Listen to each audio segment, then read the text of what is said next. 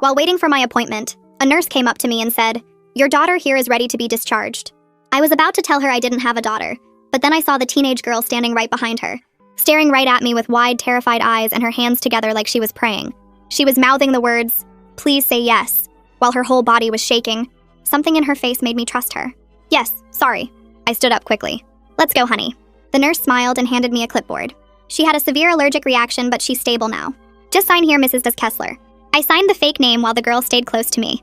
Her hand grabbed my arm and I could feel her trembling. The nurse looked at the paperwork. "You can take her home now. Her father called earlier and said he's on his way if you needed to leave, but I told him you were already here." The girl's face went pale. Her fingers dug into my arm so hard it hurt. As soon as the nurse walked away, the girl whispered urgently, "We need to leave right now, before he gets here." We rushed toward the exit doors and I asked her what was happening. "Who's coming for you?" She was walking fast beside me. "I'm in foster care." "But they're not a real foster family." "What do you mean?" We pushed through the main doors into the parking lot. "There's 6 teenage girls in the house. They make us do online work for 12 hours every day. We're not allowed to stop." Her voice was shaking as we walked between parked cars. I looked at her closer now. Maybe 15 or 16. "We need to call the police right now." She shook her head hard. "I tried calling my caseworker last week. He found out." She pulled up her sleeve and showed me a dark bruise that wrapped around her upper arm. "He locked me in the basement for 3 days. My stomach dropped. "Who did this to you?" "My foster dad. But he works for the foster system. He's a placement coordinator." Nobody believes us because he knows how to make everything look legal. We were walking toward my car in the far corner of the lot. "What happened today? Why were you at the hospital?" "They make us take sleeping pills every night so we don't cause problems. But I'm allergic to something in them. My throat started closing up this morning, so they had to bring me here. I gave them a fake name, and when I saw you in the waiting room, I just took a chance. I pointed at you and said you were my mom. That was smart thinking." I fumbled for my car keys in my purse. The girl suddenly stopped walking. She grabbed my hand and pointed across the parking lot. "That's his car. He's already here." I looked where she was pointing. A silver Honda was parked 3 rows away, empty. My heart started pounding. If his car is here, that means he's inside the hospital looking for you right now. We have to hide. He always wears his work badge on a blue lanyard. People trust him because they think he works at the hospital. She was practically hyperventilating. I could see my car now. It was only 30 feet away. "We need to get to my car while he's still inside searching." We started walking faster, trying to look normal, but my hands were shaking. The girl stayed close, using me as a shield. "He texted the other kids this morning." The girl's voice cracked. "He said if I ran away, he would make all of them pay for it. They're probably getting punished right now because of me." We were almost at my car when I heard someone call out, "Excuse me, ma'am." We both turned around. A tall, bald man with glasses was walking toward us from the hospital entrance. The girl froze completely beside me. Her breathing got really fast. "That's him. That's my foster dad." My blood went cold. I looked at the man's face as he got closer. I recognized him immediately. No, that can't be right." My voice barely worked. "That's him." The girl's fingernails dug into my hand. "Please don't let him take me back." The man was close enough now that I could see his face clearly. My mind was spinning. This couldn't be possible. "Pablo?" My voice came out strangled and weak. He stopped walking for just a second. Confusion crossed his face when he recognized me, but his eyes just dropped down to look at the girl holding my hand. "What are you doing here? And why do you have Madison?" The girl whispered next to me. "His real name is Pablo Reeves." Her voice shook. "He has 6 of us in that house. The foster paperwork is all fake." Pablo took a step closer. His voice was friendly, but there was an edge to it. "Kate," he told me, "you don't understand what's happening here. Madison gets confused. She has behavioral issues. Let me take her home so we can sort this out." He reached his hand toward the girl. "She's not going anywhere with you." I stepped in front of her. "She doesn't need your permission." His friendly mask was slipping. "Madison, get over here. Now?" The girl pressed against my back.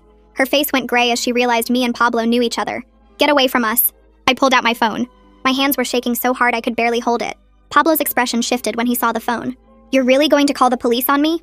My thumb hovered over 911. "Yes, I don't care that you're my brother. You're trafficking children. Family or not, you're a monster." I pressed the green call button and lifted the phone to my ear. My hand shook so hard I almost dropped it. Madison grabbed my jacket with both hands and pulled herself close.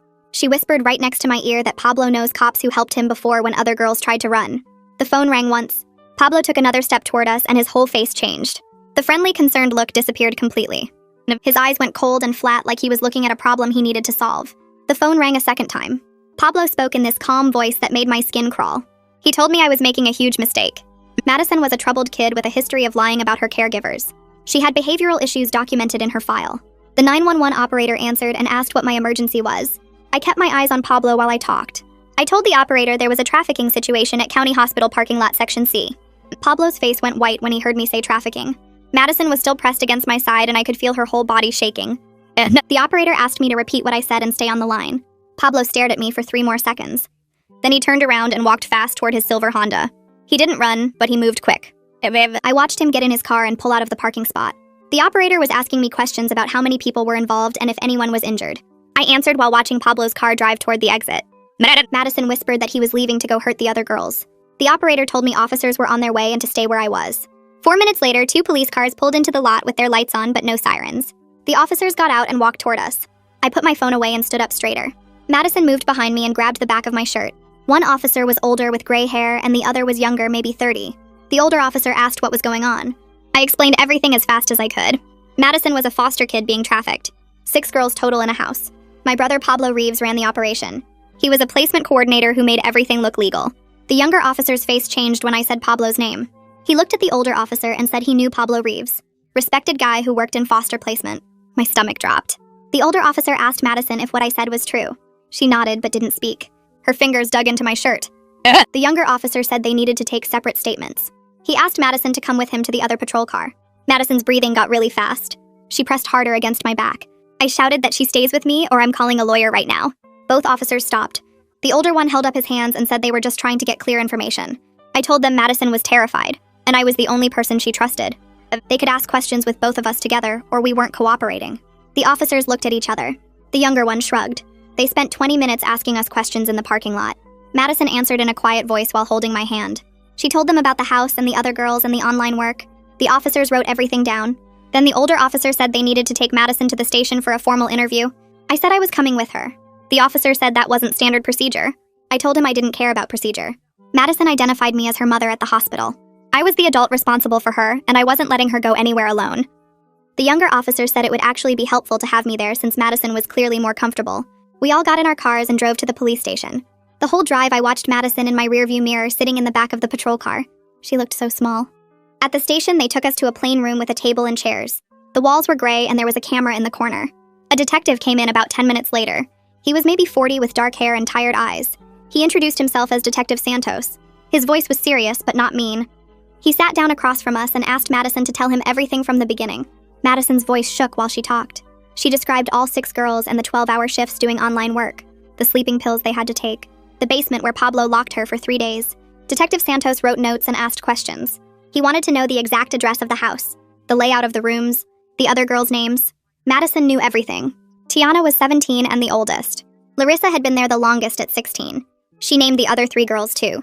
Santos asked about Pablo's daily routine. When he left for work, when he came home, if anyone else came to the house. Madison answered every question with specific details. Her hands shook the whole time. Detective Santos leaned back in his chair. His expression had changed from skeptical to concerned. He said this needed immediate investigation. He asked Madison about the online work she mentioned. She looked down at the table. She said they did content creation for 12 hours every day. She wouldn't say what kind of content. Pablo collected all the money they made. He charged them for food and clothes and everything else, so they never had any money of their own. Detective Santos asked how much money. Madison said she didn't know the total, but Pablo showed them spreadsheets sometimes. Thousands of dollars every month. Her whole body was shaking now. Santos got up and brought her a cup of water and a blanket from somewhere. She wrapped it around her shoulders. He asked more questions about the sleeping pills and the allergic reaction. Madison explained they took pills every night so they wouldn't cause problems. She was allergic to something in them. This morning her throat closed up and Pablo had to take her to the hospital. She gave them a fake name. When she saw me in the waiting room, she took a chance and said I was her mom.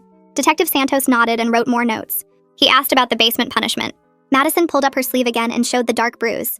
She said Pablo locked her down there for 3 days last week because she tried to call her caseworker. No food, no bathroom, just darkness.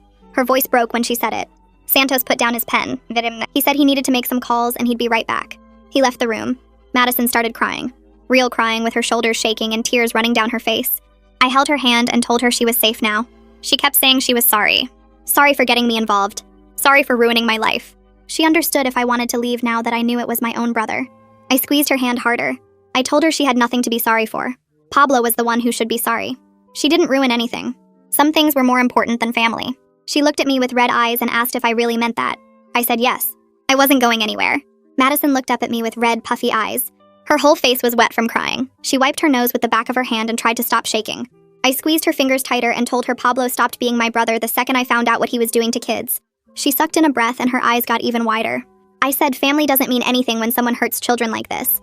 She nodded really fast, and more tears ran down her face. But these looked different somehow. Like maybe she actually believed me. Her shoulders relaxed just a tiny bit, and she leaned against my arm. And I could feel her breathing slow down from that panicked gasping to something more normal. The door opened, and Detective Santos came back in carrying a folder. He sat down across from us, and his face looked serious, but not in a bad way. He said he just got off the phone with patrol officers, and they were heading to Pablo's house right now to check on the other girls. Madison's whole body jerked forward. Her face changed from scared to something like hope mixed with fear. She asked if they were really going there right now. Santos nodded and said they should arrive in about 15 minutes. Madison pressed both hands against her mouth. She started crying again, but also kind of laughing at the same time. Then her face went gray, and she grabbed my hand so hard it hurt.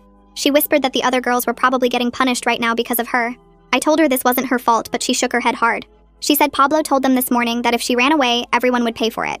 Santos leaned forward and said the officers would see if anyone was hurt, and they'd document everything. Madison nodded, but she looked sick.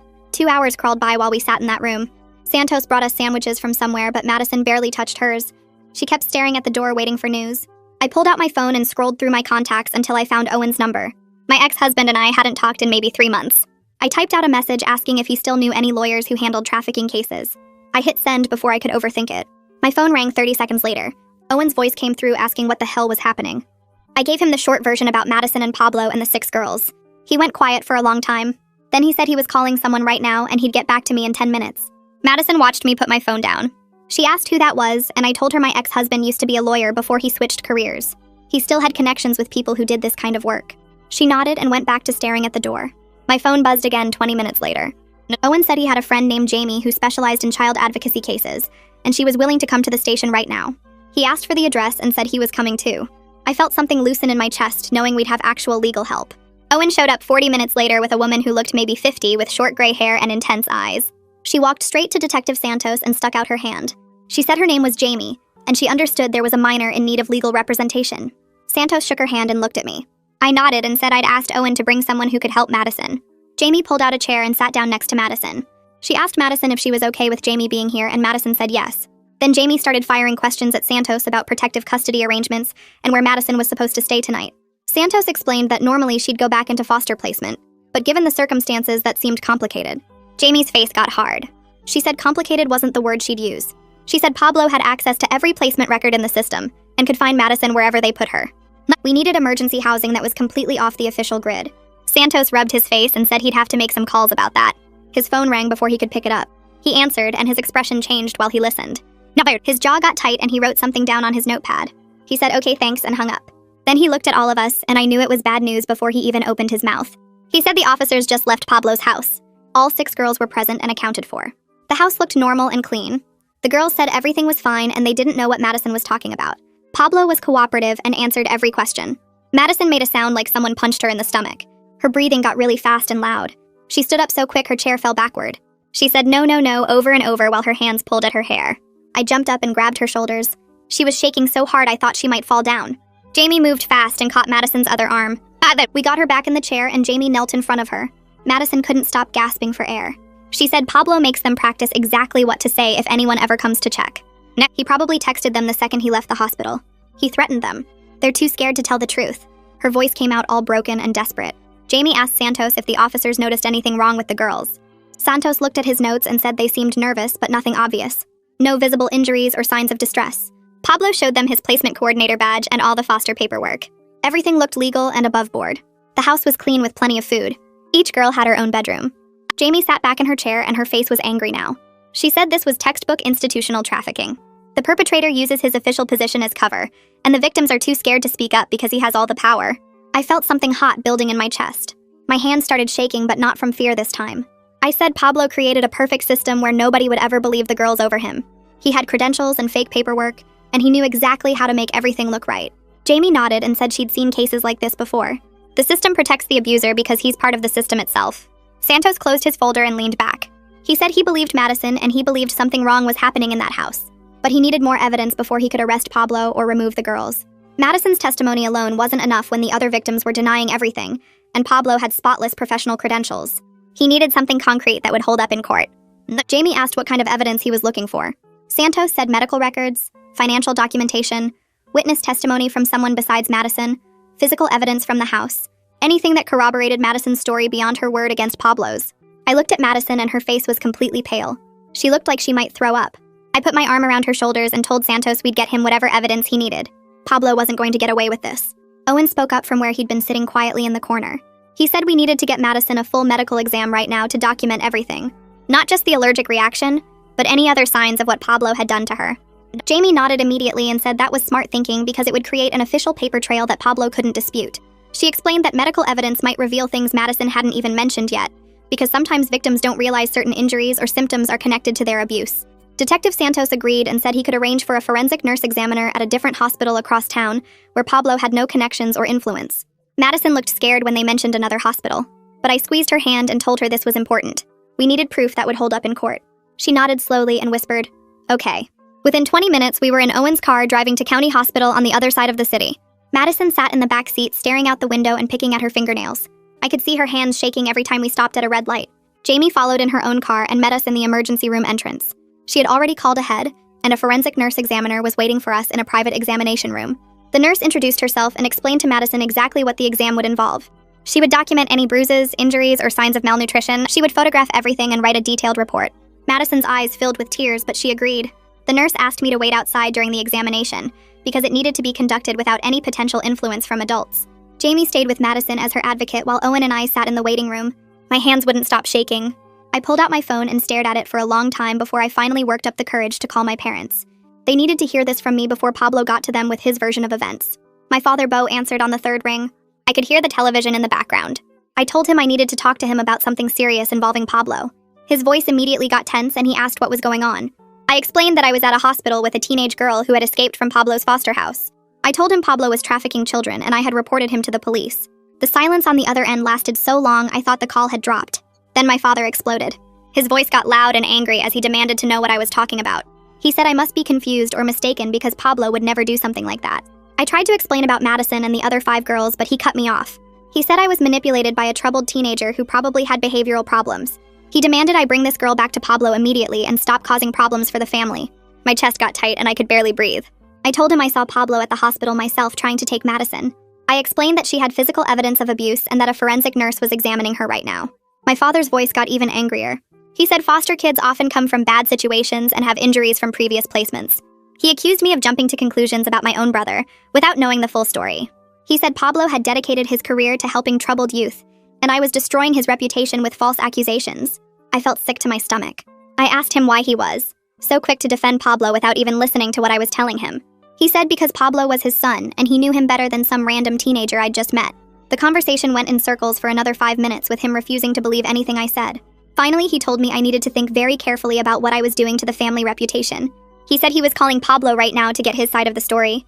Then he hung up on me. I sat there staring at my phone feeling like I might throw up. Owen put his hand on my shoulder and asked if I was okay. I shook my head because I wasn't okay. My own father had just chosen Pablo over the truth. He was going to side with my brother no matter what evidence I showed him. 40 minutes later, Madison came out of the examination room looking completely exhausted. Her eyes were red from crying, and she walked slowly like every step hurt. The forensic nurse pulled Jamie aside and they talked in low voices for several minutes. I watched Jamie's face get more and more serious as the nurse showed her a tablet with photos and documentation. Jamie's jaw clenched and her hands formed fists at her sides. When they finished talking, Jamie came over to where Owen and I were sitting.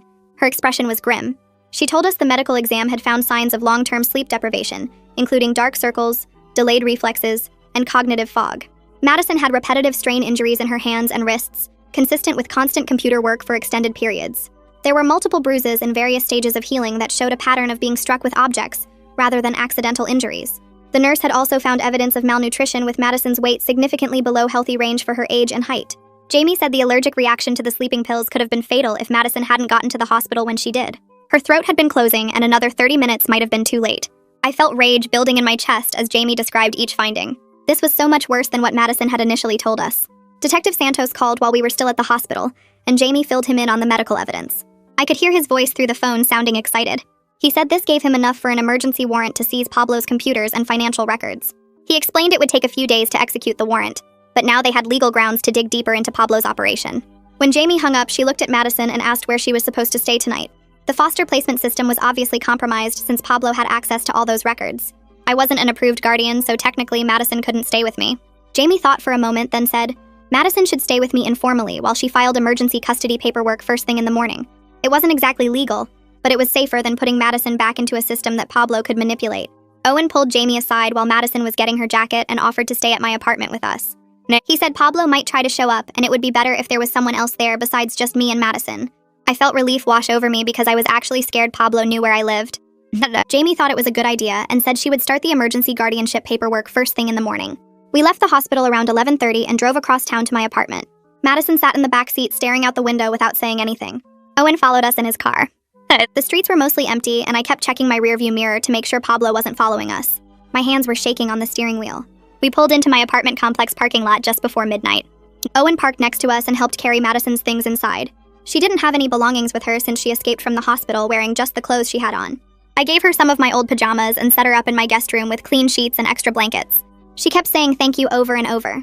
She apologized for ruining my life and causing problems with my family. I sat on the edge of the bed and told her she had nothing to be sorry for. I said she was safe now, and that was all that mattered. She looked at me with tears in her eyes and nodded. Owen made himself comfortable on my couch with a pillow and blanket. I went to my bedroom but couldn't fall asleep. I lay there in the dark thinking about the 5 other girls still trapped in Pablo's house. They were probably getting punished right now because Madison escaped. Pablo would be angry and taking it out on them. I kept thinking about my brother and trying to remember him as a kid. We used to play together in the backyard. He taught me how to ride a bike. I couldn't understand how that person turned into someone who would hurt children. My brain couldn't make those 2 versions of Pablo fit together. I finally fell asleep around 4 in the morning and woke up 3 hours later when my phone rang. It was Jamie calling. She told me she was filing for emergency guardianship on my behalf that morning. She explained it would give me legal authority to make decisions for Madison. The hearing was scheduled for 3 days from now. I thanked her and hung up. Then Detective Santos called 20 minutes later. He said Pablo had hired an expensive defense attorney overnight. The lawyer was already claiming Madison had a documented history of behavioral problems and false accusations against previous foster families. My stomach dropped when I heard this. I realized Pablo had been preparing for this possibility. He had fake paperwork ready to discredit Madison before she even escaped. Detective Santos said they would need strong evidence to counter Pablo's defense strategy. I felt my hopes starting to sink. Madison came out of the guest room and heard me talking on the phone. She asked what was wrong. I told her about Pablo's lawyer and the fake behavioral reports. Her face went pale. She sat down at my kitchen table and explained that Pablo kept detailed files on all 6 girls. He created fake behavioral reports documenting made-up problems and incidents. He used these files to discredit them if they ever tried to report him. It made them look like troubled kids who couldn't be trusted. She said Pablo had been building these files for months. Owen came over from the couch and listened to Madison explain Pablo's system. He suggested we try to contact the other 5 girls directly. Maybe one of them would be willing to talk now that Madison was safely out. Jamie called back and warned that contacting the girls could be considered interference with the investigation. But Detective Santos said if the girls reached out to us voluntarily, that would be different. Madison remembered an email address that one of the girls named Tiana had memorized before Pablo took their phones away. Tiana was the oldest girl at 17. I created a new email account using a fake name so Pablo couldn't trace it. Madison helped me write a message to Tiana. We explained that Madison was safe and staying with someone who wanted to help. We asked if Tiana wanted help getting out too. We sent the email around 9 in the morning. Then we waited. 6 hours passed with no response. I started thinking Pablo had already changed all their passwords or blocked their access somehow. Madison kept checking my phone every few minutes looking for a reply. Owen ordered pizza for lunch, but none of us ate much. I was staring at my phone when it finally buzzed at 3:15. A new email from an account I didn't recognize. The message said this is Tiana and that he took their phones, but she was on a computer at the public library. She said she was scared. My hand started shaking as I read it. Madison grabbed my arm and read over my shoulder. I typed back immediately asking if she was safe right now. She replied that she had to sign out a library computer for 1 hour, and Pablo thought she was at a school study group. We emailed back and forth for the next 20 minutes. Tiana confirmed everything Madison had told us about the house and the online work. She added that Pablo threatened all of them this morning. He said if anyone tried to leave, he would report them as runaways. That would send them to juvenile detention because they had no other family. Tiana said the younger girls were too scared to even think about escaping now. She asked if Madison was really okay, and if we could actually help them get out. I told her yes, and that we had a lawyer and detective working on the case. Then Tiana's messages stopped coming. Madison said her library hour must have ended. We sat there staring at my phone, hoping she would log back on, but nothing came through. I forwarded Tiana's last message to Detective Santos right away and called him. He picked up on the second ring, and I explained that we'd been emailing with another girl from Pablo's house who confirmed everything Madison said. Detective Santos asked me to send him screenshots of the entire conversation and said this was exactly what they needed. A second victim willing to talk changed everything. He asked if Tiana could come to the police station tomorrow during her school lunch period when Pablo wouldn't be monitoring her. I told him I'd email her back and ask. Madison was sitting next to me on the couch looking hopeful for the first time in days. I typed a message to Tiana explaining that Detective Santos wanted to meet with her tomorrow at lunch and that we could keep her safe. I hit send and we waited. 20 minutes later, Tiana replied saying she could get to the station if we gave her the address. She added more details about the other girls in the house. One girl named Larissa had been with Pablo the longest, almost 2 years. Tiana said Larissa was so scared of leaving that Pablo had convinced her nobody else would ever take care of her. The other 3 girls were younger, and they all followed whatever Larissa did. Tiana said if Larissa stayed, then the younger girls would stay too because they trusted her judgment. I read this to Madison and she nodded. She said Larissa used to talk about running away when she first got there, but Pablo broke her down over time. He told her she was too damaged for anyone else to want her. Madison's voice got quiet when she said Pablo used the same approach on all of them. I sent the information to Detective Santos and he called back within 5 minutes. He sounded excited and said having 2 victims willing to testify gave them enough to execute the computer seizure warrant. He told me to give Tiana the station address and he'd arrange everything for tomorrow. After I hung up, Owen made dinner while Madison and I sat at the kitchen table. She kept checking my phone every few minutes to see if Tiana sent anything else. Around 8 that night, my phone rang with my mother's number. I almost didn't answer, but something made me pick up. My mother was crying before I even said hello. She begged me to drop these accusations against Pablo and explained that my father had a long talk with him earlier. Pablo told them that Madison was a pathological liar, with a documented history of making false abuse claims against foster families. My mother's voice shook as she said Pablo showed them official paperwork proving Madison had accused 3 other families of terrible things. I tried to interrupt, but she kept talking. She said Pablo was heartbroken that I would believe a troubled teenager over my own brother. I finally got a word in and told her about the medical evidence from the hospital. I mentioned Tiana's testimony and the other girls trapped in that house. My mother went quiet for a second, then said Pablo had already explained all of that. He showed them Madison's complete foster file with psychological evaluations and incident reports from previous placements. The file documented Madison making up stories about abuse to get attention. My stomach dropped as I realized Pablo's fake documentation was working exactly how Madison said it would. My mother said the therapist's notes in the file showed Madison had serious behavioral issues and a pattern of manipulating adults. I told my mother those files were fake and that Pablo created them to discredit the girls if they ever reported him. She asked how I could possibly know that, and I said because Madison told me his whole system. My mother's crying got louder, and she said I was choosing to believe a stranger's lies over my own family. She told me everyone was standing behind Pablo, and if I continued with these accusations, I was cutting myself off from all of them. I tried to explain about the medical evidence and Detective Santos's investigation, but she wasn't listening. She said I had a choice to make right now. Either admit I was wrong about Pablo or lose my entire family. I opened my mouth to respond, but she hung up before I could say anything.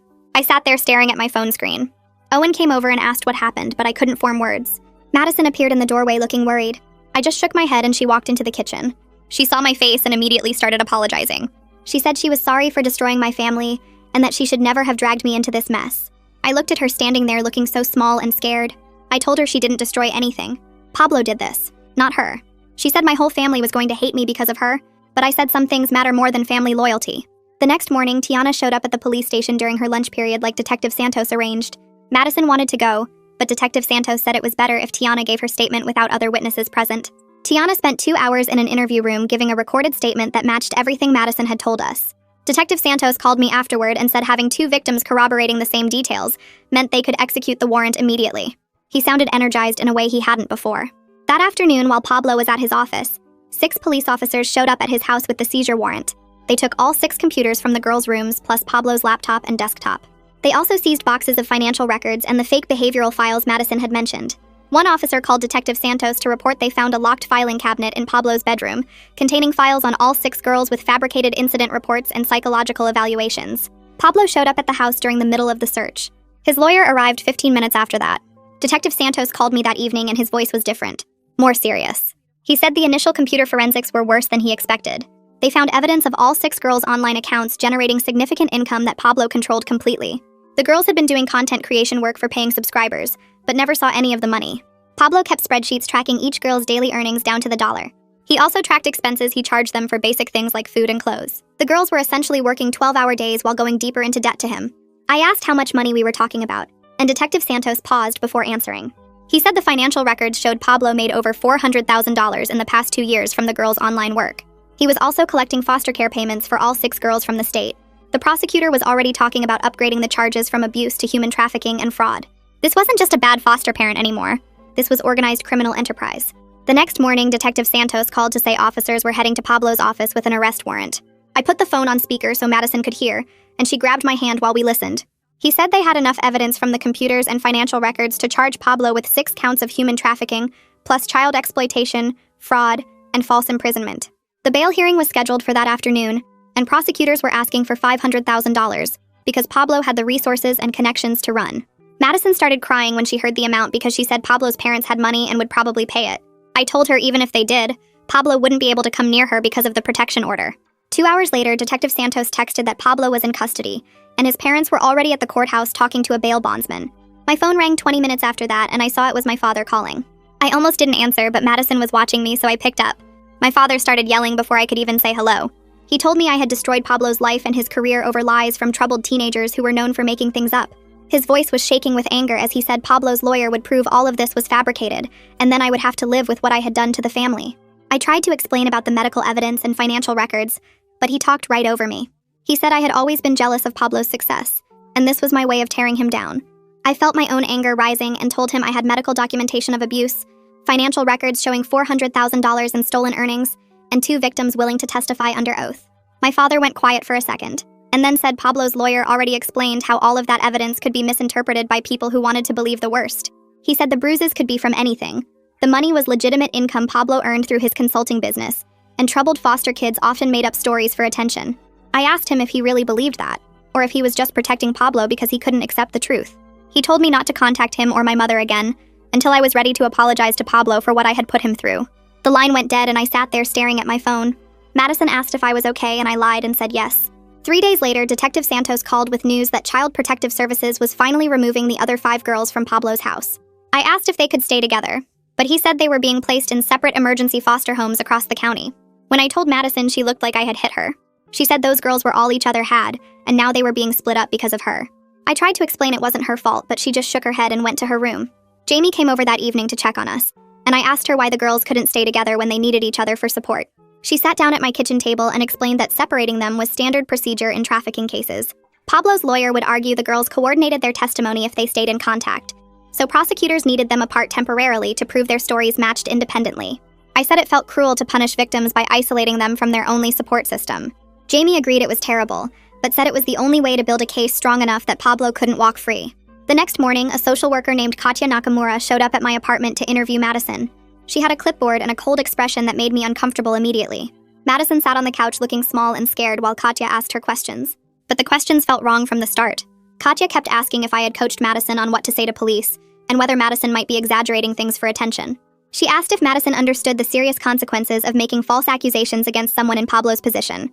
Madison's hands were shaking as she tried to answer, and I could see her shutting down the way she did when she felt unsafe.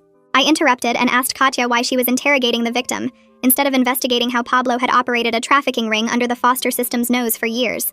Katya looked at me with this annoyed expression, and said Pablo had an exemplary record with the department, and this situation was highly unusual. She said it was her job to determine if the allegations were credible, or if Madison had behavioral issues that might explain her claims. And I felt my temper snap and told her to get out of my apartment.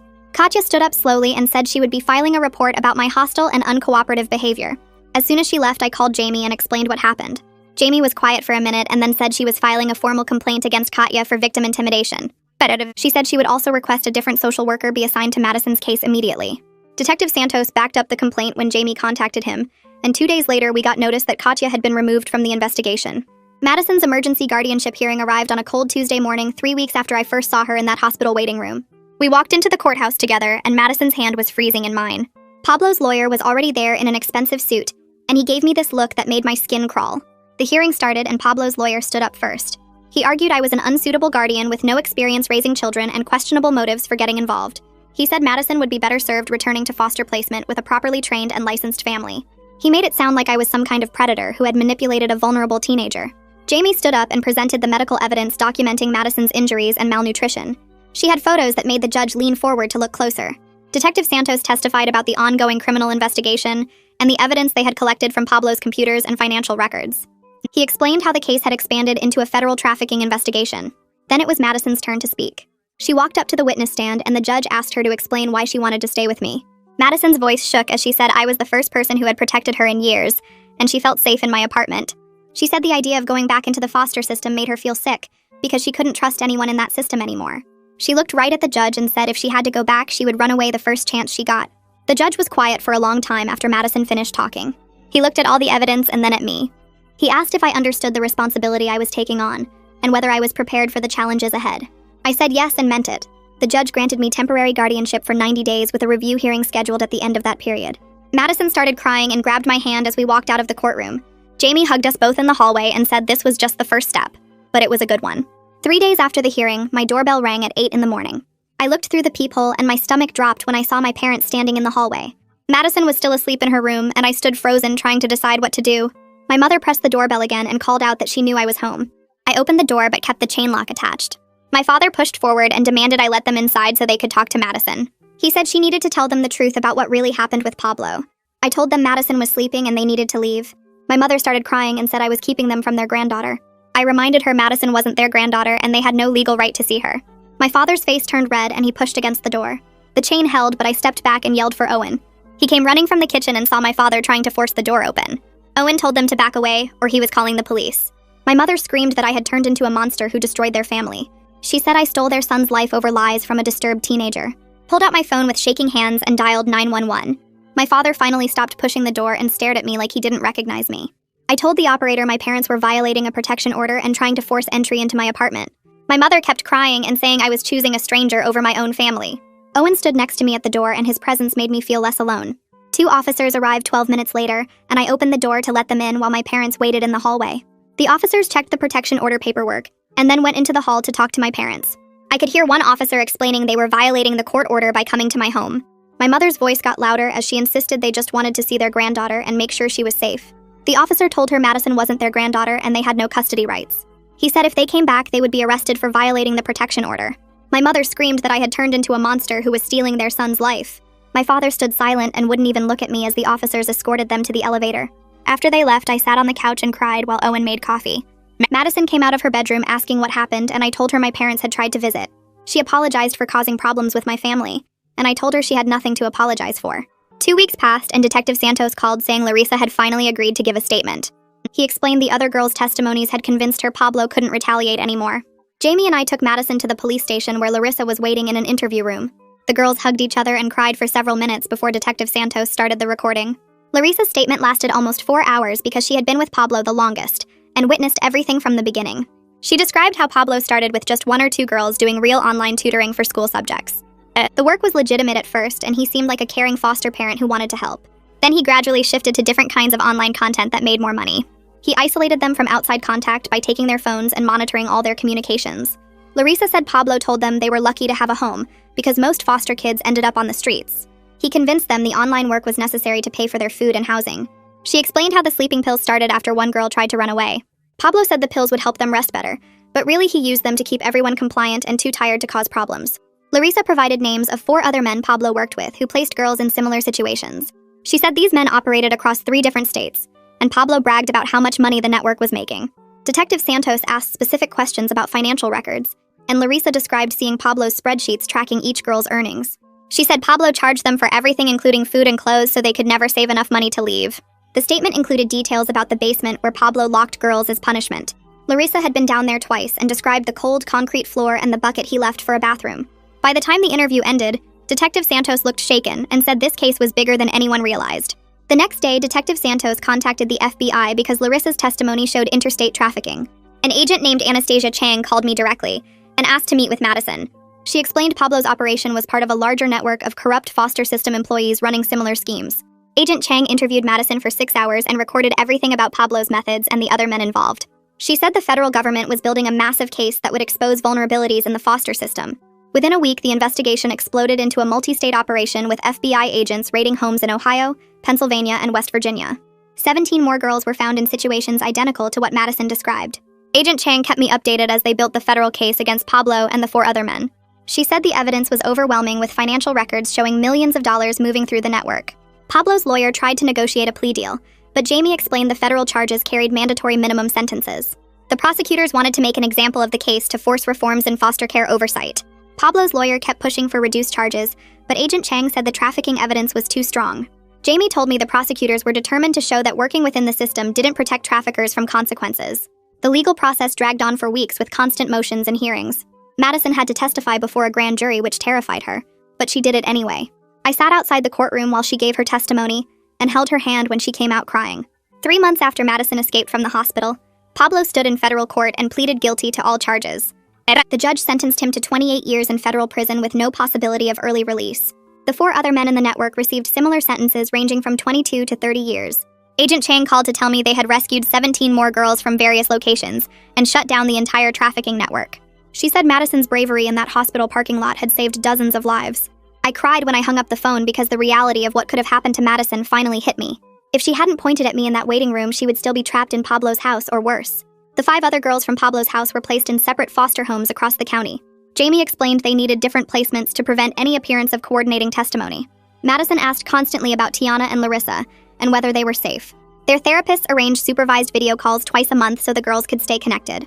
I sat with Madison during the first call and watched her face light up when she saw Tiana on the screen. They talked about their new schools and their therapy sessions. Larissa joined the call and told Madison she was learning to play guitar in her new placement. All 3 girls struggled with trust issues and anxiety, but they were slowly adjusting. Madison's therapist said maintaining these connections was important for their recovery, even though they couldn't see each other in person yet. My parents sent an email through their lawyer 6 weeks after Pablo's sentencing. The message acknowledged that Pablo had confessed to everything and asked if I would be willing to meet with them to talk. I read the email 3 times trying to figure out how I felt. Part of me wanted to see them and try to rebuild some kind of relationship, but most of me felt angry that it took a confession and a 28-year sentence for them to believe me. I wrote back through Jamie saying I needed more time to process everything that happened. I told them I wasn't ready to meet yet and didn't know when I would be. My mother responded asking if Madison would be willing to meet them instead. I deleted that email without answering because Madison had enough to deal with without my parents trying to insert themselves into her life. Madison started therapy twice a week with a specialist in trafficking trauma. She enrolled in online school because regular classrooms triggered her anxiety too badly. The thought of being in a room with other teenagers made her panic. Her therapist said this was normal and they would work toward regular school when Madison felt ready.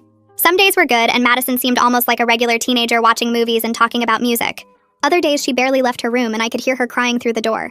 She had nightmares most nights and would wake up screaming. The sleeping pills Pablo forced on her had created an association between sleep and danger. Her therapist prescribed different medication to help, but Madison was terrified to take anything. I sat with her every night until she fell asleep and left my bedroom door open so she could come get me if she had a nightmare. Progress was slow, but the therapist said Madison was doing better than most trafficking survivors at this stage. I watched her slowly start to trust that she was really safe, and that nobody was going to take her back. Some mornings she came into the kitchen smiling, and those moments made everything worth it. 6 months after that morning, Jamie filed the paperwork for permanent guardianship, and we showed up at the courthouse on a Tuesday. Madison wore a blue dress she picked out herself and kept smoothing down the fabric with her hands. The judge reviewed all the documents, including letters from Madison's therapist and Detective Santos, about how well she was doing in my care. Jamie presented the case explaining how Madison came to live with me and why permanent guardianship served her best interests. The judge asked Madison directly if this was what she wanted, and Madison nodded, so hard I thought her neck might hurt. Her voice came out quiet, but clear when she said yes, she wanted to stay with me. The judge signed the order right there, making it official, and Madison grabbed my hand so tight. Tears ran down her face, but she was smiling bigger than I'd ever seen. We walked out of that courthouse and she kept saying thank you over and over until I told her she didn't need to thank me for anything. A year went by faster than I expected, and Madison kept getting better bit by bit. Her therapist said she was making real progress working through everything that happened. Madison started talking about maybe trying regular school next fall instead of online classes, which felt like a huge step. I started a support group for people like me who were guardians of trafficking survivors, because I kept meeting others who needed help figuring things out. Tiana's new foster mom joined the group last month. Felt good knowing those girls were still connected somehow. My parents called sometimes, and the conversations were short and uncomfortable, but at least they were trying. Madison told me one night that I made the right choice that day in the hospital parking lot, and hearing her say that made my chest feel tight. Some days were still really hard when Madison had nightmares or couldn't get out of bed. But we were building something real together, and watching her slowly start trusting the world again made every single sacrifice worth it.